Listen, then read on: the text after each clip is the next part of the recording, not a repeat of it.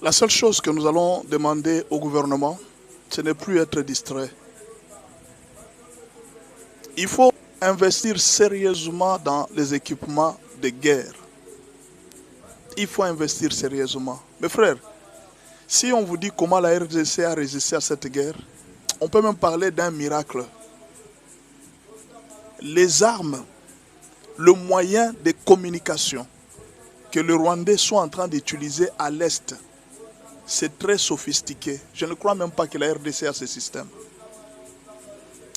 Ils ont, aujourd'hui vous voyez, on a détruit le Thales PRC 152, un appareil de communication sécurisé, utilisé par la communication, le commandement et le contrôle des unités ennemies. Ça, c'est ce que les Rwandais utilisent. Et certainement, vous allez comprendre que c'est made in France ou quelque chose comme ça ne peut pas manquer. Alors, ils utilisent des armes sophistiquées de la dernière génération. Et c'est ce qu'aujourd'hui, les FARDC, je crois au bombardement d'hier ou d'aujourd'hui, les FARDC ont détruit les systèmes de communication. C'est-à-dire quoi? Vous voyez, avec nos Motorola, tu peux appeler quelqu'un, Delta Force 1, Awatoza, position, Ezaboye, au PC. Quand ces communications sont facilement interceptées avec les Motorola qu'on avait avant. Mais leur communication à eux, c'est un peu comme dans un réseau téléphonique. Il n'y a personne qui peut capter ça, c'est seulement eux-mêmes. Et c'est cette communication qui permettait à donner des positions, tout ce que vous avez comme position, il peut facilement vous atteindre. Et ce système a été détruit, bon, en fait, par les FARDC. Alors, qu'est-ce que nous demandons au gouvernement? Vous voyez, nous rêvons devenir un grand pays.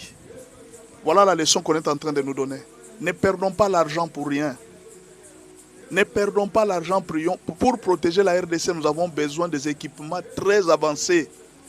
C'est-à-dire, investissez sérieusement. Moi, un jour, nous pourrions dire merci à Kagame. Kagame nous a appris à nous réveiller. C'est comme si on était endormis. C'est comme si les autorités, les gouvernements qui étaient en place, c'était juste...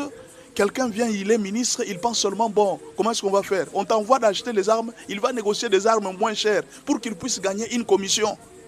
Maintenant là, quand on utilise ces mêmes armes dans la guerre, ces armes ne répondent pas par rapport à ce que l'ennemi a.